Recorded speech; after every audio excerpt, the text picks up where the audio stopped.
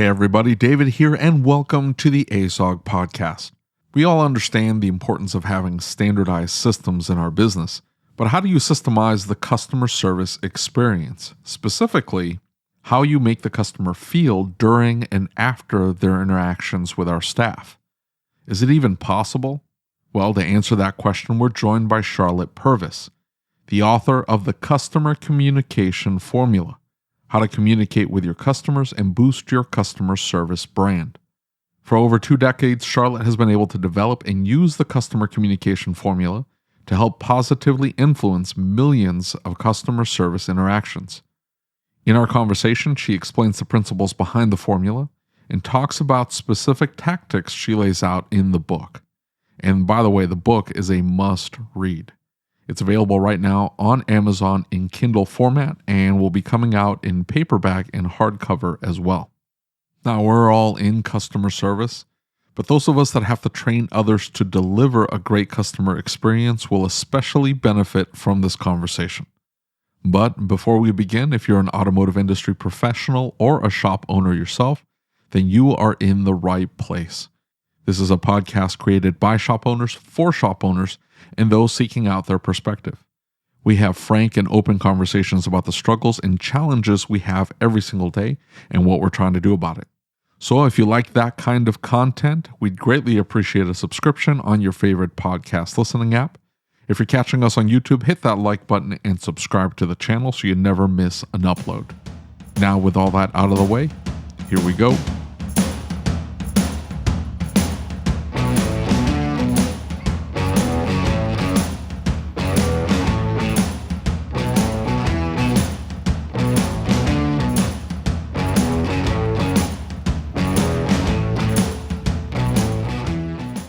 So let's start by talking about the 3 Fs, at least the foundational aspect of the book and sort of what you talk about, what you consult on. Yes, absolutely. So first of all, thank you all so much for allowing me to be at the auto shop. That, as I mentioned, that's literally how I picture myself this evening, that I came by your auto shop and we're going to have a conversation about customer service, and I can't begin to tell you how honored I am. Now, the formula, the 3F formula. So, as you know by now, I had this conversation with a client who was as clear and concise as any client I've heard. And it was like, well, we want to be best in class. And we don't want the people who are providing customer service to sound like they're just sitting around at home talking to their family and friends.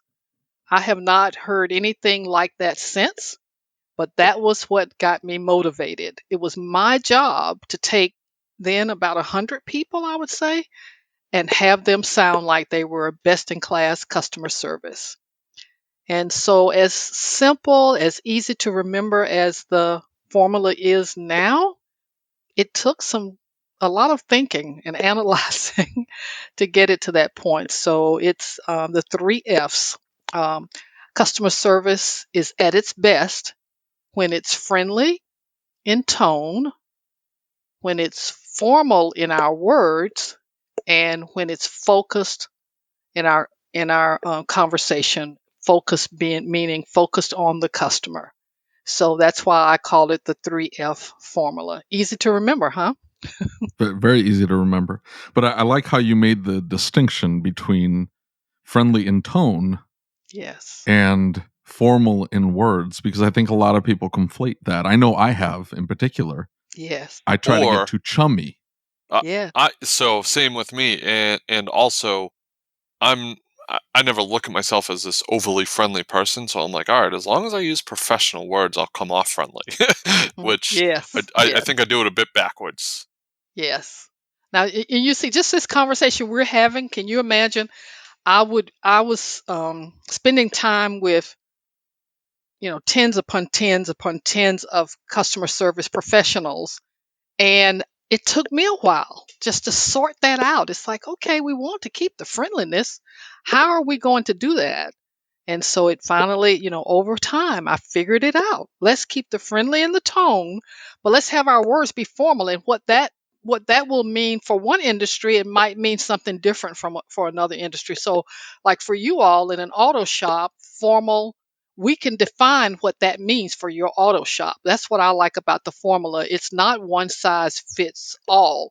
It's a formula, it's a process, it's an easy way to capture all of it, but we have the benefit of walking into your shop and saying, "Okay, let's observe some customer interactions and let's define how you want your customer service to look." So that's one of the things I enjoy about it as well. And putting that formula together at least allows you to keep it consistent, because you mentioned that in the book, how allowing a free for all and I'm just going to be myself Yes. doesn't work, because the minute that person, what they may think is okay or appropriate, may mortify the owner, or what may go for the owner may not, that somebody else tries it and all of a sudden it just doesn't come off properly, or whatever, and it turns into an absolute mess. Talk about that a little bit. Absolutely. So yes, one of my favorite stories, as you just mentioned, is the conversation I had with the customer service professional who had just about heard as much as she wanted to hear about Charlotte Purvis and her formula and how we use formal words. And you know what's interesting, you all will enjoy, David and Kyle. What you'll enjoy about this is that she and I had a very good relationship, but one day she just had enough of all of that. And she just said, "Look, I'm just a down home person and I just don't want to sound like that." And oh my. So let's say we had this conversation, but what came out of that for me is that, okay, so if you get to be yourself, then I get to be myself. And everybody else here, all 60 of you all get to be yourself. Yeah. So imagine, so just let's bring it back to the auto shop. So there's a process for how you address a certain issue, let's say with an engine. So just imagine your team member saying, "You know what? I just think I just want to be myself. I used to do this at another shop, and you know what I think? I think I'm just going to use my method that I like." And then another one says, "Well, oh, that sounds good to me. I think I'll use the method I mean, just imagine trying to run a business like that. So the issue is not so much whether or not I, Charlotte, can be myself from a leader standpoint. And I know you have leaders listening to your podcast. From a leadership standpoint, the issue is fairness. And we can't have David addressing the engine issue one way and Kyle another, and then Charlotte comes and, well, she has a bright idea and she wants to do it her way. There are some components, some aspects of our job that require consistency and then fairness among our team. So for me, it was well worth it to have that conversation with her to walk away with that lesson. So a lot of shop owners know the problems that come from not having standardized processes in just something very simple like tightening the wheels. The very best shops tend to have a very specific way they tighten wheels, and everybody, doesn't matter how experienced they are, how long they've been in the business, when they come to work at that particular shop, they have to tighten the wheels in this specific fashion. And it was a process created over time, and they've tested it and they know that it works, and they never have to worry about a wheel coming off if they follow this process. But you don't always see that translated into the customer interaction. It's not the way you answer the phone is the same every single time. And as I got further in the book, you start talking about some of those challenging conversations, and I hope to talk about that a little bit later. But how do you are ensuring that those challenging conversations are handled in a specific manner with consistency, in that maybe this person was treated properly but this other person wasn't, and you don't always see shops do the same thing that they do for their standard operating procedures when working on a car, also with just their customer interaction. And you end up doing the customer a huge disservice, obviously. Have you worked with any automotive repair shops in particular? I have not, but have I, obviously I've been a customer before. And auto shop auto shop customer I've been, but I have not. But I would welcome the opportunity because to me, this is one of the places in the community where you have an opportunity to decide about your relationship to that community. So I've really thought about this, David and Kyle, since I received this invitation to join you. I've really spent some time thinking about my experiences in an auto shop, etc. And I'm just thinking, there are some places in a community that represent like the center, the heart of the community. I think about barbershops, hairstyling shops, um, auto shops, small grocery stores. I mean, there are those places where, you being a small business owner, you get to decide who you want to be in that community and you become a trusted partner with the community. That's an awesome Um, point. It's an awesome point. yes, and you all are in that group, and so when I, when we started communicating about me being joining you in this conversation on this podcast, I thought, well, if there were ever a place to make a decision about how do we want to be represented in this community, number one, and then secondly, how do we want to stand out in our industry? I mean, you all can do that. You're not like a major corporation that doesn't have that direct connection with the community. You all are you have an awesome opportunity. This is a good time for us to have this conversation. So, as I said to you earlier, the customer communication formula to the rescue. Let's do it. Yeah, and you make some great points there, and the way we're perceived in the community is impacted by just our everyday one-on-one interactions with our customers. And we all know, Kyle, right? We all know those shops that just have a bad reputation in the community. Yeah. Like, oh, that guy's grumpy. That don't take it to that shop. They take advantage of people. They don't do the work that they say they do. They don't take care of anything that they maybe screw up. They don't take care of it. Yeah, they take no accountability for they don't take their any lack accountability. of knowledge to fix the car right. Yeah. And so much of that is based around their communication with their customers. In fact, most customer service failures was just a lack of communication or improper communication or just overall lack of communication. That's usually ends up being the issue. So you just didn't communicate enough or even properly with the customer. So having this information is unbelievably important and incredibly timely here because we're definitely facing some challenges. Well, with one of the pandemic. Go ahead. The best, or not the best. I mean, I don't even know if I could put my finger on the best part of the book. But one of the main things I got out of it was you can create a system of communicating with the customer that doesn't sound like robotic script. Yes. I don't know if you remember my scripts, David, that I wrote up about a year ago, and I shared them. They were overly specific. Yeah, but I've been hunting this information. Like literally, I've been looking for your book, and I haven't found anything quite like it because I'm big into systems, and to have my front counter guy, I'll admit it, I let him wing it. He does a great job. I don't know how to bottle his personality into a system, though. This book is going to change the way my front counter operates. I'm going to be able to give this book to my front counter guy, and we're going to be able to utilize his personality and his gift for gab, and we're going to be able to harness it now. That's a good way to put it, is harnessing that. Yeah. Because there's great customer service people out there, but hold on, I took a note here because it was kind of eye-opening. So when it comes to the professional boundary that you talked about in that example where the customer service professional that you called at the call center and she said that she hoped you had a good trip to Louisville.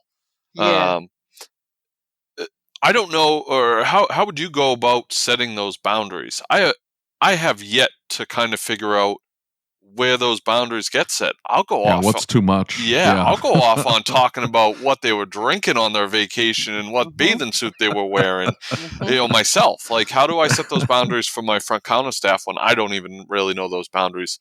Because in my eyes, I'm trying to get personal with my customer. I'm trying to build that relationship. But your Mhm. book kind of opened my eyes as to, well, it's not about me. It's about the customer. How far do they want to take this relationship?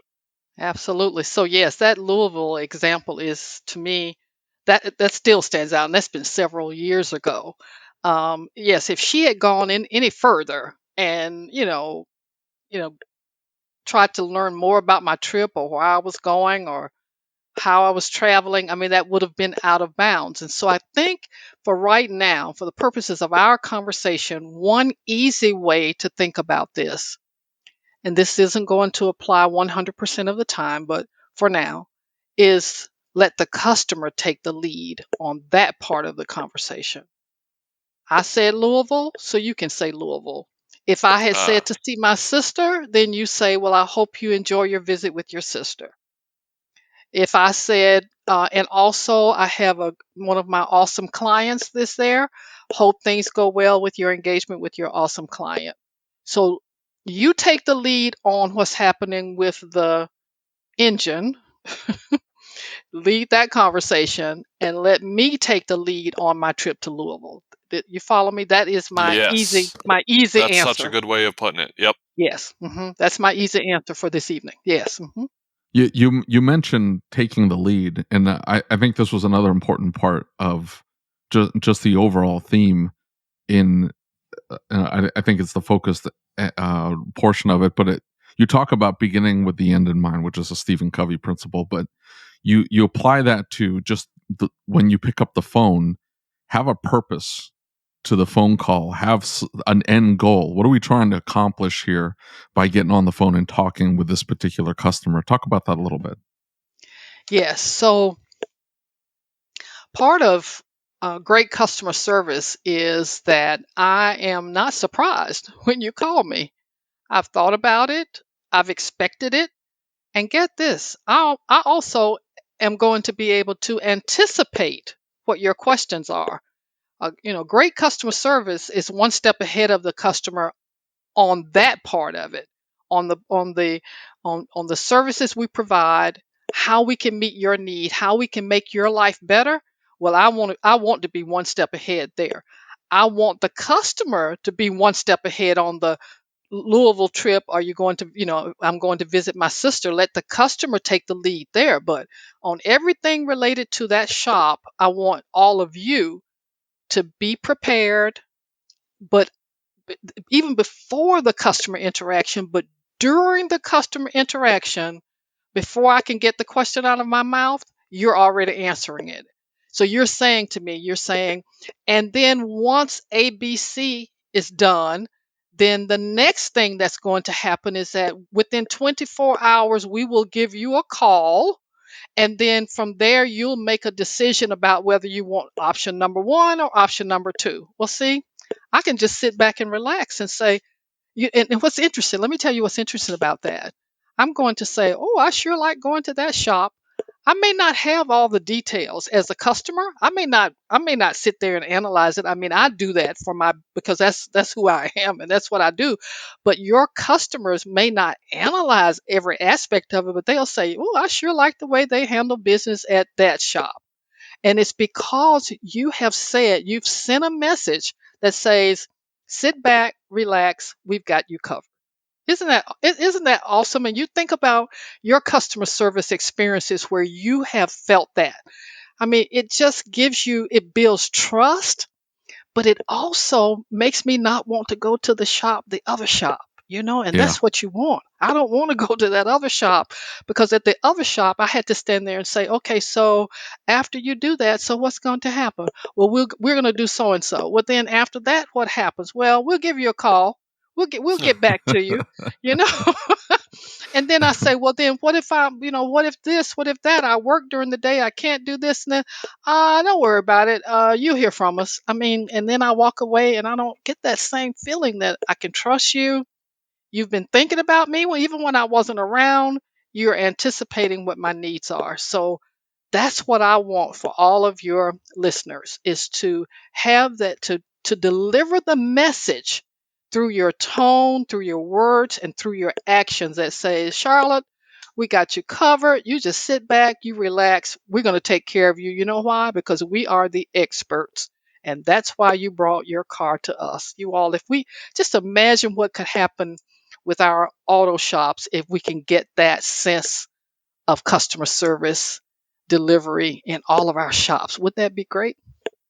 So I'm actually feeling bad right now because I'm thinking back to a particular phone call I had today where I should have, because a lot of times, I tell this to my service advisor, it's hot potato. The customer shows up with a hot potato and they want to dump it on you. And so you have to embrace the hot potato, take the hot potato and handle the hot potato. Don't throw the hot potato back at them. And that almost sounds like what you're talking about. And they're having to extract the information. It's like, okay, I've Yes. got this problem. Can you handle this problem for me? Yes or no? And a lot of times, if we're not careful or if we're not intentional about how we get on the phone, it turns into almost an adversarial conversation where the phone call is a nuisance. And I know a lot of shops see phone calls as an annoyance, as a nuisance. It's especially if they're in a small shop or one man shop.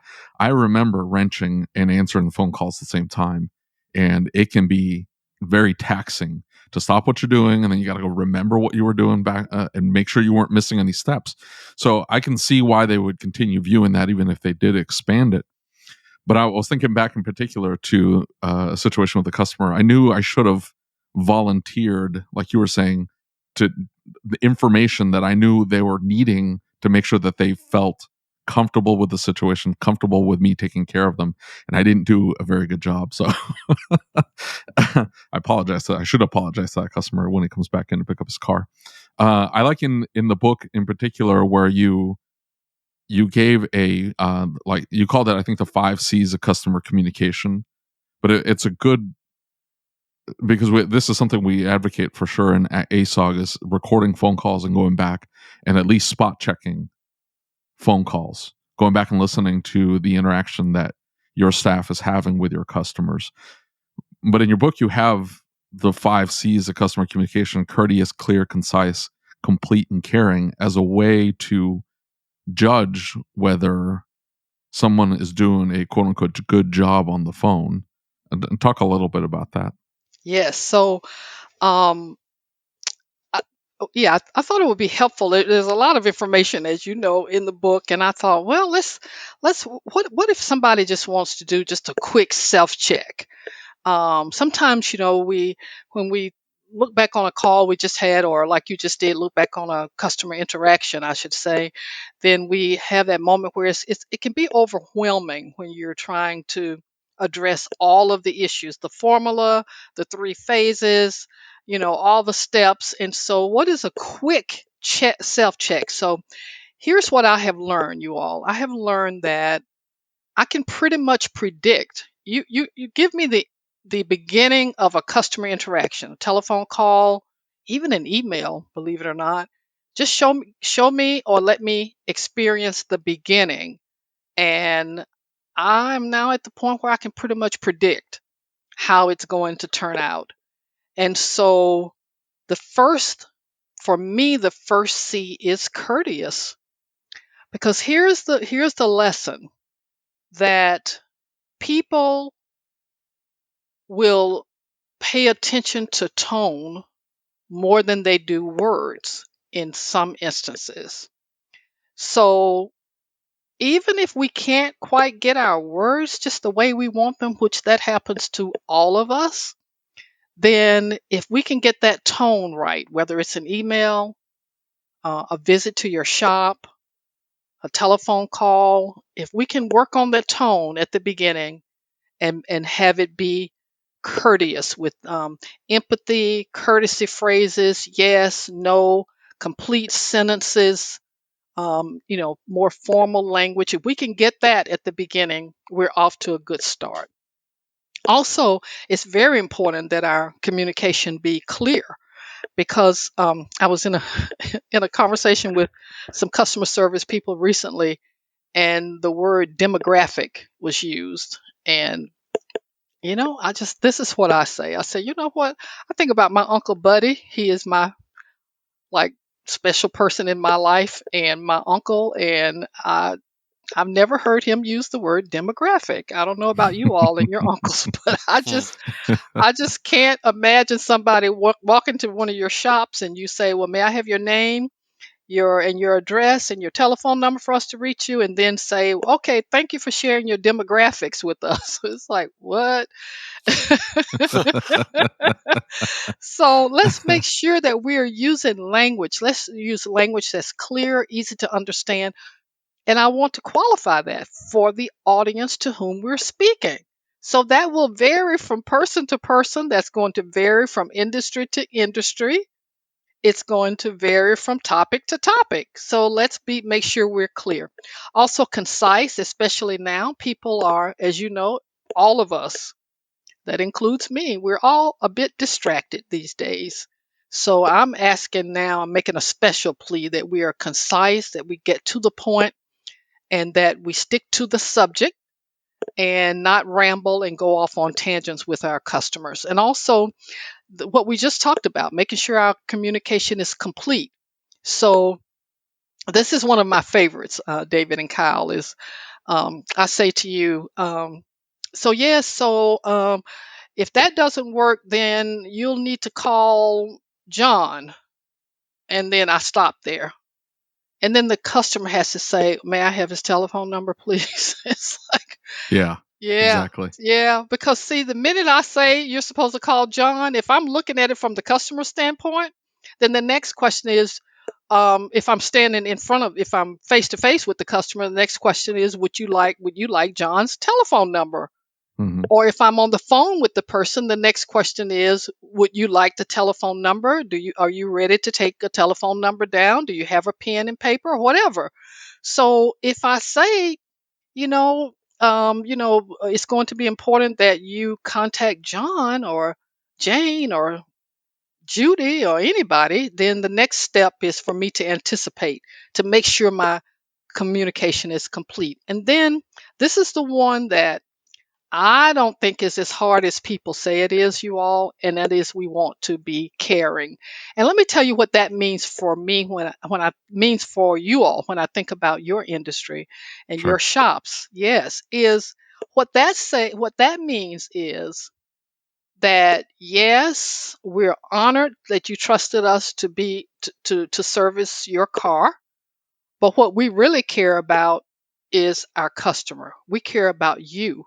We know that this car is important to you because you mentioned to me that you are now responsible for taking your mother to and from the doctor all the time, and you need a reliable car. So while for me it's a car and it's the wheels that I had to work on today, for you, this is about getting your mother to the doctor. This is about getting to um, your appointments related to your job. This is about you getting to your religious services, etc. So when I say caring, we care about the people. That's all that means. And just think of what we can do in our shops to deliver that message, that your car is the tangible thing that we're working on, but for you, it's a tool to get your mother to her eye doctor's appointment. You follow what I mean Yep. by that? Oh, absolutely. Yep. Yeah, Absolutely. yeah, I like how you mentioned that empathy can be taught. yes. So talk a little bit about empathy. I will say that it's not that I don't empathize with people. I do. I do my best, Uh-huh. but I'm on the it, same page with you there. I definitely struggle to empathize, and I definitely go back and forth between what's the word I'm looking for? You actually had a good example of it in the book about not treating customers with pity, but empathizing them. Yes. Yeah, and I that's what it turns almost into. Is like you either go too far, yeah, Yes. exactly. Yes. and Yes. you're sitting there crying with them because their Yes. car's broken down, And or then I'm like, you're what like, do we do? Yes. Exactly. and then or you go, man, come on, I got bigger problems than this. Handle your Yes. business, and you're sitting there, and so you end up sounding callous on the phone. I know. So talk about making sure that we empathize and how it can be a learned trait, and then roll that right into the swivel. Yes, absolutely. So one of the big discoveries for me last year was that I was getting so many requests to do programs on empathy, and I was anticipating just what you all just said, that everybody's burned out. 2020 was a year for, if you did have empathy, you pretty much used it all up in 2020. Right. Yeah. We were on an empathy deficit, shall we say. So I'm thinking, now how am I going to convince my awesome clients to come on and bring me some more empathy? So, lots of thought about that. And I just made this big discovery, which I'm sure somebody else has already discovered it, but I did for my clients, which is that it's not about the feeling part. When you're in customer service, now I'm not talking about when you're with your family members and your friends and the people who go to the same um, church with you. We're not talking about that. I'm talking about for your customers who come into your shops. It's not your it's not even reasonable to expect that you are going to have feelings for all those people who are in and out of your shop all the time. That that doesn't even, I mean, if you step back from that, that's just not even, it's not reasonable. But guess what? As a leader, how am I going to monitor and measure that? I can't. I cannot walk up to you, Kyle, and I can't say, Kyle, I really need you to start having more empathy for the people who come here and need their cars fixed and don't have the money to pay for it. You step it up now. Let's get some empathy for these people. I can't. I can't. I mean, are you That's a kidding? fantastic point. That's Yeah. awesome. Yes. First of all, who am I to tell you that? And secondly, as a leader, how am I going to measure that? How am I going to monitor that? I can't. What I can do is I can say that I want our shop to be known for having a caring approach in customer service, and that includes taking advantage of our, what I call, our empathy opportunities. That we will use language, we will deliver messages that demonstrate that we show empathy toward our customers. Now, that is something as a leader I can That's say going in that. my handbook. Yes. Yeah. Thank you. Yeah, that was Okay. Okay. that was Now, good. see, now we're talking. Now I can do that. And then here's what else I can do as a leader. I can observe you with a customer and I can say, remember when she said the part about she had missed her appointment with her mother going to her eye doctor? And remember when the customer said that she missed the appointment because of issues with the car? I can say to you, now that was an empathy opportunity. And watch this, you all. And I don't go backwards, I go forward. I can say, when this happens again, let's look at some verbiage, let's look at some words that we can use to show empathy, to express empathy, not to show it. We don't have to show it, we just have to express it, to express empathy. That I can do that. I mean, and let me tell you what, let me tell you, people really like lists, little checklists and things. We can give them a list of 10 empathy statements, and all they have to do is express it. And guess what? It even gets better. We can actually, in one of our huddles, we can have a huddle where we focus on expressing empathy toward each other, and we can practice. So just picture everybody with a little empathy bookmark, and we practice our empathy statements. I'm telling you, they will enjoy that. I promise you. And if they don't, you I'm call me gonna and tell start an me, okay? empathy club. in my area. Yes, there you go. And just get people to come and practice with me. There you go. Let's practice. Let's practice and let them know they do not have to worry that we are not telling them how to feel. We are telling them that in order to represent our shop, that we have some expectations for the expression, and please use that word, it's the expression of empathy. How about that? You like that? Yep. That's awesome. So talk about the expressive face, because I think that's in every single service advisor class ever put on by anybody ever. They talk about keep a mirror by your computer so you can smile into the mirror Oh, mercy. as you're Yes. answering the phone, Yes. Boy. and you Yeah. say, forget the smile and stuff. Let's talk about No, expressive no. face. Let's talk about expressive face. So again, and that's to me has been one of the joys of being a customer service consultant. As I talk about that, it has helped me as a person. I have grown so much. So I used to be among them, so I can't judge. I used to be one that says, "Let's all smile and let's smile for 24 hours a day. The bigger the smile, the better." Yeah. And over time, I just thought that's exhausting, even for me. And there are people, you all, as you know, who just don't resonate with that. And no, it's not just gender based. So don't you notice I never said one gender over another. No, Sure. nope. Both genders. Just there are people who just say, you know what, that doesn't even.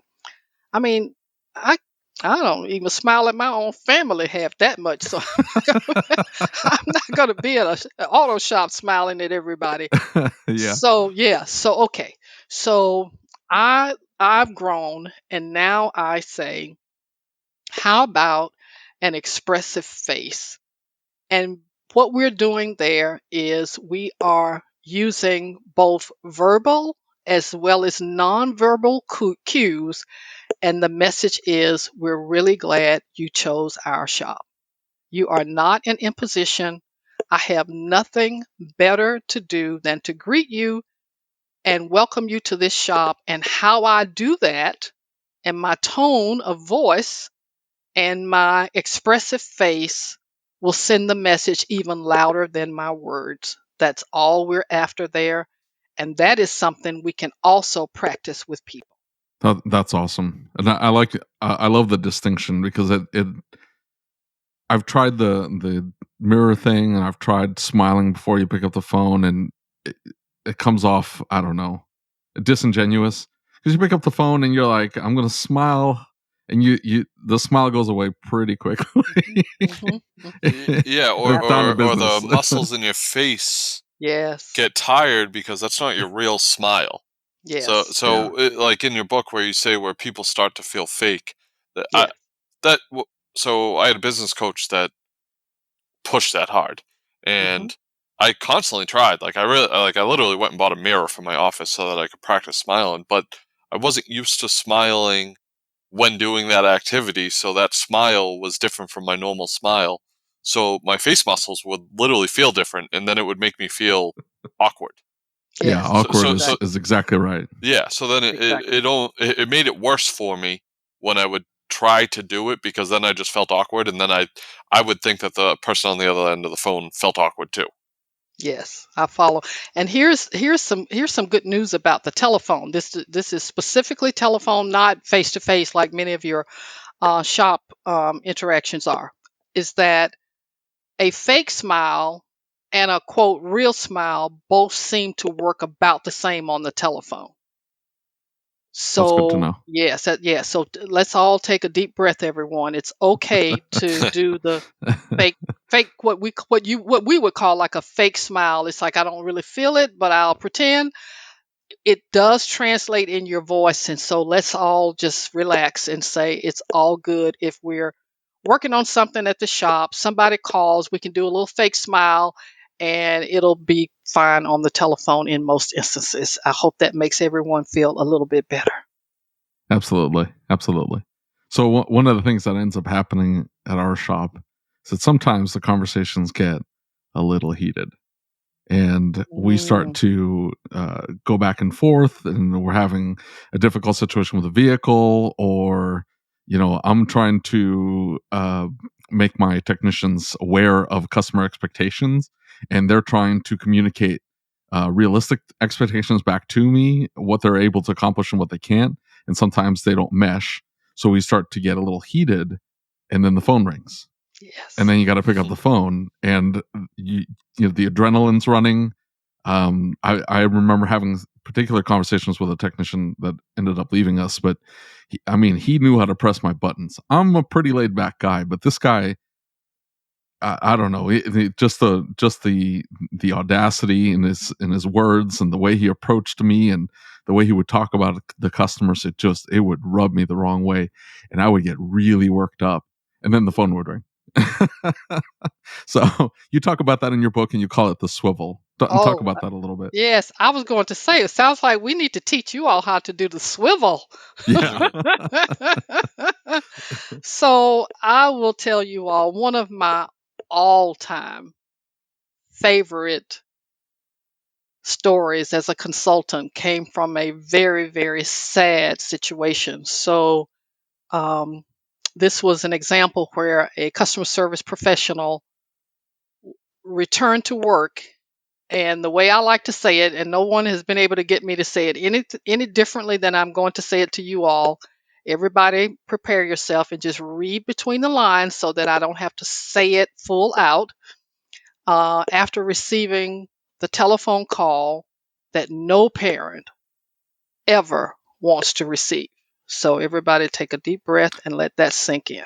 Yeah, that was absolutely clear when I read that. Yeah. Yes. Same. Absolutely clear. I'm Yeah. glad you all got it. So upon her return, she had Charlotte Purvis there with her. To That was obviously pre-COVID, but back in the day when I used to actually sit side by side with my customer service professionals, and there I was, right there in her cubicle, and the misery, the sadness, the grief, oh, just overbearing. But I was so glad that I was there with her. I expressed interest in her story. She was someone I knew before the phone rang that night, but also that day I took the time. I was like, "Tell me everything. I want to know how you're doing." I was definitely in my high level empathy mode. Let me tell you. And then the phone rang, ring ring, and I mean this. It sounded just like this. Thank you for calling ABC Company. My name is so and so. How may I assist you? Proceeded to take care of the customer, handle everything that needed to be done, documented the call, and literally swiveled back around in her chair where I was, to the other side of her cubicle where I was. And we proceeded to have part two or part three of our most miserable conversation. And then ring, ring, phone rang again. Thank you for calling ABC Company. My name is so and so. How may I help you? Repeat, rinse and repeat. And we just continued back and forth. And I was so flabbergasted watching this right before my very eyes that over time, I've told the story so much that I had to give it a name, and I call it the swivel. And what I say is, if she could do that, then everybody else just get in line and just get over yourselves, because she was able to set some boundaries. The people on the other end of the telephone did not know what she'd been through, and neither did they need to know. That's not what they were calling her for. They didn't call her to learn To about her find out how she misery. was doing. Yeah. Exactly. They were called customers. They were calling for their needs, not hers. Yep. And she was able to pull it off. So, guess what? I said to all my clients, I tell the story everywhere I go, and I say, if she could do it, so can the rest of us. So, there you have it, everyone. That's a tough one to argue with because 100% I agree with you. If you can go through that and still do it, But then I also am like, man, I couldn't do that. Yep. If I was in that situation, I don't know if That'd I be could really hold myself hard. together. Yeah. There you Yeah. go. There Like you go. it's definitely one that The deserves a good epitome of argument. But professionalism at that point. yeah. I mean, Yeah. she was an actual CSP, an actual professional. Absolutely. Absolutely.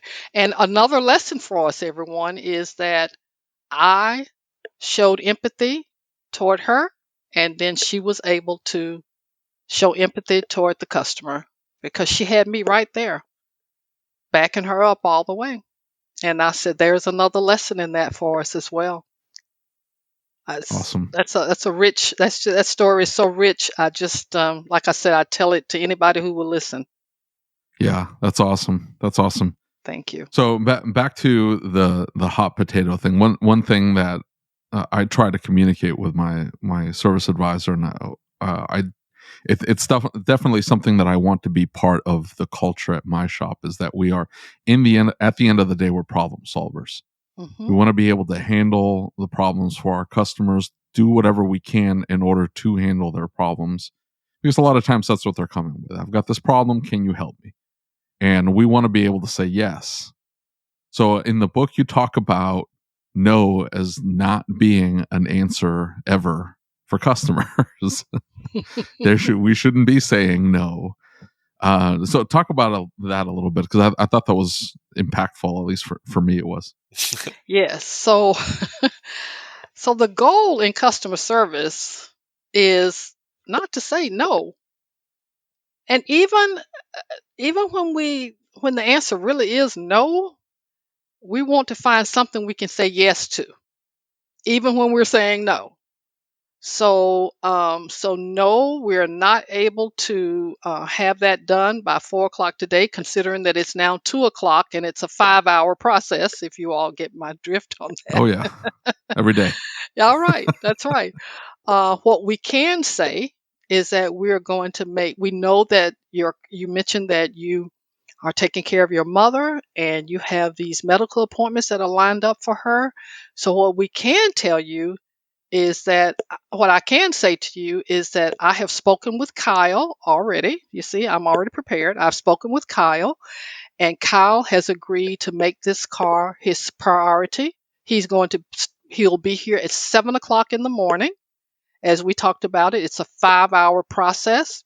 So you will receive a call from us by noon. And I understand your doctor's appointment with your mother is at 3:30. So blah blah blah blah blah blah. You get the drift. That's Yeah. I said no. I said no. I can't have it done by 4. But guess what? I hid that no. It's hidden. Yeah. Nobody's going to even remember that, because boy, by the time I finish talking about Kyle and 7 o'clock and 12 o'clock, you don't even remember that I said no. So They even don't even when I remember they asked a question. there you go. There you go. Now you're talking. Now you're talking. So I am doing everything I can to say yes, even when I know that the answer is no. How about that? And I want to do what I can to avoid some no's. Like, it's 2 o'clock. Can you have my car ready by 4? No. We try not to do that. No, it. So I'm gonna throw out a somewhat embarrassing but funny story. Yes, do. I'm reviewing some of the phone calls at my shop a couple of weeks ago, and my service advisor presents an estimate to a customer, and he's really good at the pauses. He will present everything, put the number down on the table, and then he will hold out until the customer says something. He presents the estimate. I think it was around $3,800, and the customer, their instant reaction is, "Wow, that's expensive." And my service advisor goes, "No, it's not." Pause. Wait, what? And then the customer goes, "Oh, okay, when can it be done?" And he goes, "We'll have it done by the end of the day tomorrow, and we got you a loaner car. If you're ready, we can have Enterprise come pick you up." Nice. Got the job done. That You was got so lucky. I You know. got so like that could have gone so wrong. It definitely could have. But Yes. you know what? And that's where I'm like, I know my service advisor. He has the great ability to be him. It's just not harnessed yet. And that's one of them. Even if that went wrong, I could trust that he'd get himself out of it and the customer would still be happy. It's just been that's his track record. So when I read that in your book, I was like, oh my God, she would love to hear that recording. Well, actually, you tell your service advisor he gets points for the rental car and for Yeah. the cleanup on that one. Absolutely. Yeah. We Yeah. like it. Yeah. Yeah. Oh, well, and that's, he was prepared for it. He Yes. kind of knew that was coming. But, Hmm. and this guy had actually mentioned when he made his appointment, that he had already planned to take it somewhere else, but they didn't offer loaner cars, so he wasn't able to make his appointment. So we scheduled that enterprise car like a week in advance.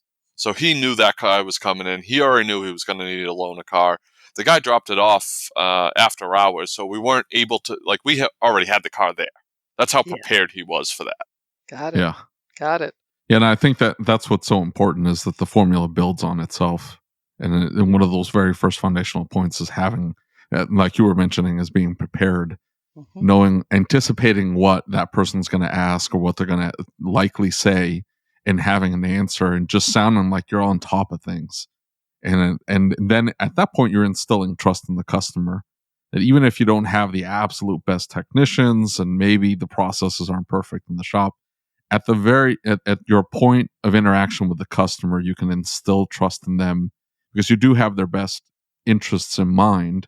That's important. But assuming you do, and if you're listening to this, you likely do, you want to at least transmit that to the customer so they feel it as well. And even though there may be absolute chaos going in the back of the shop, at least the front has the customer happy, calm.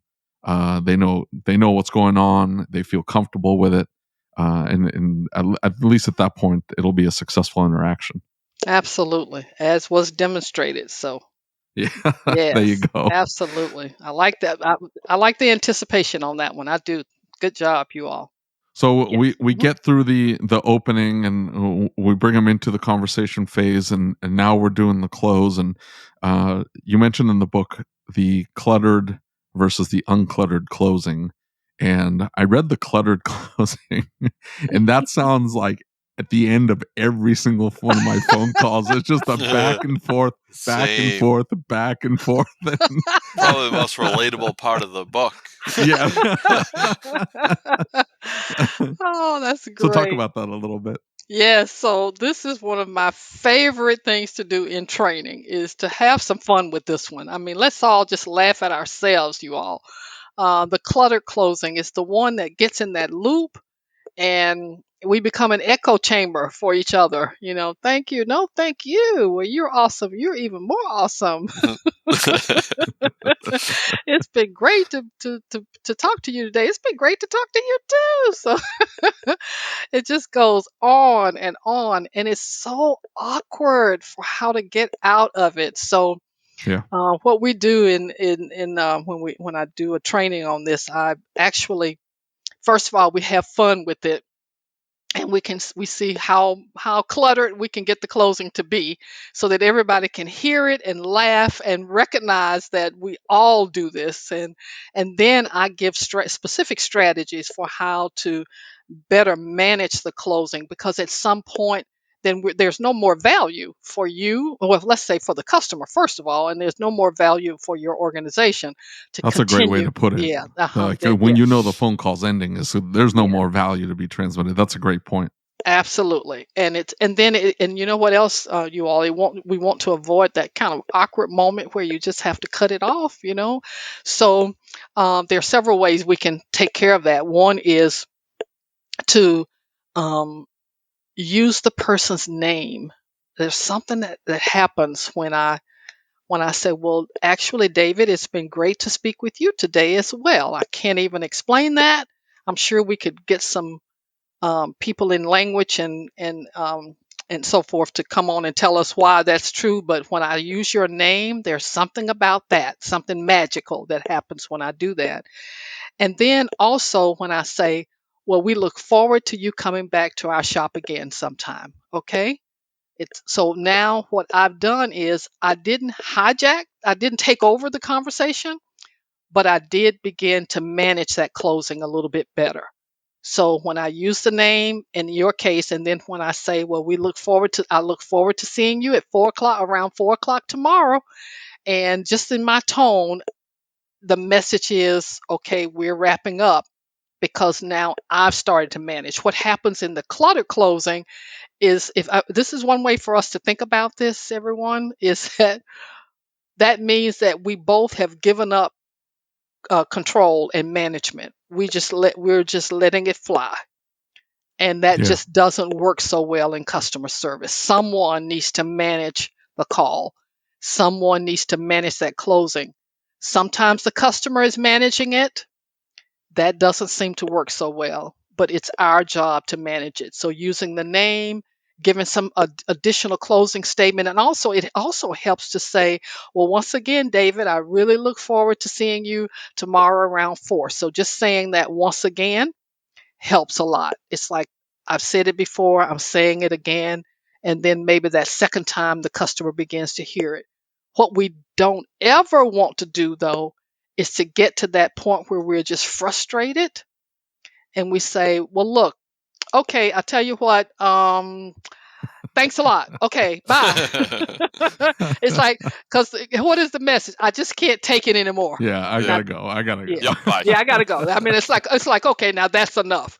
Now that we don't want to do. So yes, let's remember that it's our job to manage that closing totally.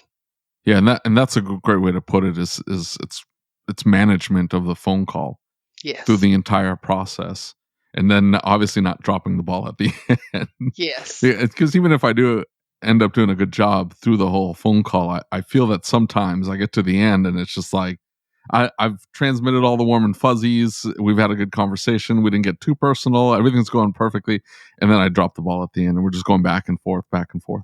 So that was a great point you made in the book. Well, thank you. I think one of the most impactful portions of the book that from your notebook, you talked about avoiding labeling the customer, Yes. and this is a huge problem Yes. in our industry, because I this is constant. We're in a Facebook group. There's 5,000 shop owners that are sharing their challenges, their struggles, and sometimes they're venting.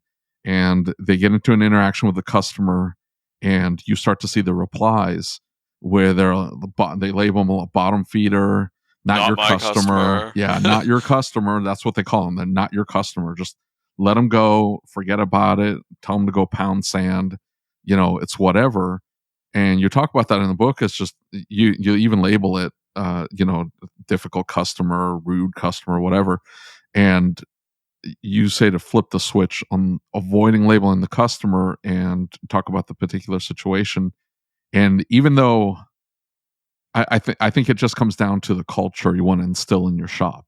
Yes. Because if you are the shop owner that says, bottom feeder, forget about that guy, tell him to go kick rocks, and you're transmitting that to your team, they're going to start treating and sometimes amplifying that sentiment because they may not do it in your presence, but they're probably doing so much worse when you're not seeing them. Yes. And so talk about that a little bit. Yeah, so you make a good point about the importance of the leader's approach to how we label and treat the customer, and I've learned that lesson for sure. That all of that starts with our leadership. So again, this is something that I developed over time. I just started noticing that we were really not being that kind about the customer, and I'm thinking, does anybody realize that if we didn't have the customers, we wouldn't have a job? Yeah. It's like sometimes there's a disconnect there. And It's a huge so, disconnect. It's all the time. yeah, that's right. It's like, that's so interesting that we would say that about a customer who is literally keeping our business open. So I just took some lessons from our HR colleagues. And one of the things I've been very fortunate to be around some of the finest HR people ever. And one of the things I learned is that you label the behavior or the situation, but not the person. And so I translated that to customer service and said, Say that well, again. Say that again. okay, sure. We label the behavior, we can label the situation, but not the person. That's awesome. Can you That's gonna be a explain soundbite, by the way. labeling the behavior a little bit Yes, more certainly. for me? Certainly. So here we go. I'll do it for you.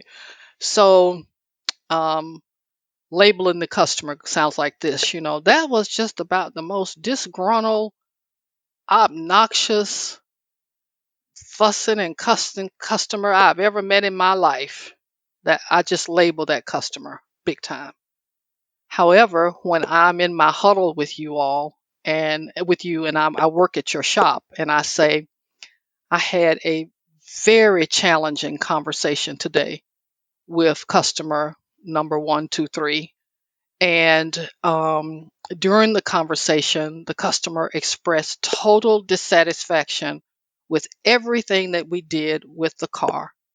And I am looking for some ways to better communicate with this customer. Now, see, I just talked about the situation, I talked about the conversation, but I did not, in that second example, I did not label that customer. And let me tell you all, once you learn this and really practice it, what I can say to you is that it frees you up in a way that I can't really describe right now. Because what that does is it I have more integrity when I am before a customer because I've gained new respect. And I realize that my job is not to change that person. My job is to address the situation or the behavior. That's awesome. Yeah, it's powerful. I will tell you that. It's a powerful place to be. And I've watched the customer service professionals who really get this. They breeze in and out of customer service interactions like nobody's business. I've seen it. It sounds it sounds harder than it is, but I can tell you that once you try this and once you really get the hang of it, you will wonder why we spend all that time fussing and cussing with our customers. You'll wonder. So this is going to either upset everybody that hears this, or it'll blow their minds. But in the book, and I wanted to make sure that I had this snippet, and that we talked about it. You write, CSPs, which you call customer service professionals, are trained to deliver customer service. Customers are not trained to be customers. Amen. I'm telling you, as a group and a total mindset from thousands of shop owners across the country, they take a completely opposite approach. Gotcha. Yep. They want to train their customers to do business how they want them to do business with them. And if they don't do business the way the shop owner wants them to do business, they tell them to bounce. Got it. I totally get it, and that's what I say. We're here to And they're a one-off person. So you're pardon me? not going to, and the shop owner wants it done a specific way to get the entire customer base on board for doing it that way. Mhm. Believe me, I try every day. It doesn't work. Yeah, exactly. Yeah, Yeah. it's Well, that I reminds me see. of that. Oh, pardon me. Sorry, go ahead. No, I was just going to say, and that reminds me of one of my other favorite quotes, which is, and if we win, and I put that in quotes, if we win an argument with a customer, then we all lose. Yeah. yeah. It's a big loss.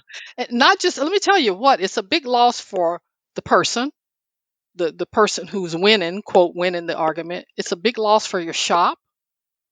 It's a big loss for your industry or your image. And guess what? It's a big loss for customer service as well. So every time somebody is bragging about winning, They won't say that I won, but it'd be like, Yeah. I guess I told him, or I guess I told her. Every time we do that, then the rest of us should put a lot. All of us get an L. All of us lose when that happens. There's nothing to be gained for us doing that. Yeah, And, the and a lot of customer didn't call to lose a battle with you. They called because they needed help. So to look at it as a win, you're not understanding the meaning of the customer service that you're providing. Exactly. or at And least the purpose. Yeah. Yeah. yes, that's right. And I am okay. I am perfectly okay with some of our listeners saying, "I don't know about that." That is perfectly okay with me, because to me that's why we're having this conversation, Yeah, is to absolutely. just raise our awareness. I've done the heavy lifting for you all. Believe you me, I have spent over 20 years of my life sorting this all out, and with hundreds upon hundreds of customer service professionals, and as you all know, with millions of customers. So I did the heavy lifting for you. It's okay to me, you all, for somebody who's hearing this for the first time to say, no, nope, nope, nope. Because I can just hear someone saying, well, you've never met our customers. Well, guess what? I probably Mhm. this is what I want to You say don't back. understand my That's customers. right. You don't Yeah, that's understand my crazy. customers. That's right. What I want to say to our dear listeners, I know their cousins.